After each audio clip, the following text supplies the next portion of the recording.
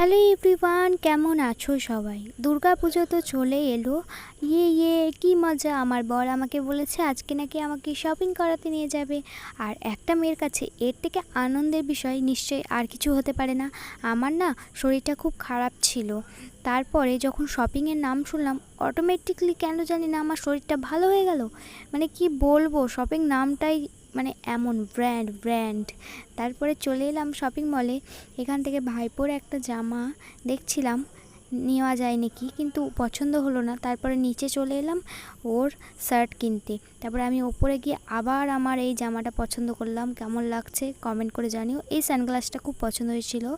তারপরে এই স্মাইলটাও পছন্দ হয়েছিল, নিয়ে নিয়েছি। আর এই যে বরমশাই এই শার্টটা পরেছিল, এই টি শার্টটা পরেছিল, এইটা ভালো লাগছিল, কিন্তু এইটা ভালো লাগছিল না, তার জন্য ওইটাই নিয়ে নিলাম। তাহলে দেখা হচ্ছে নেক্সট ভিডিওতে। টাটা।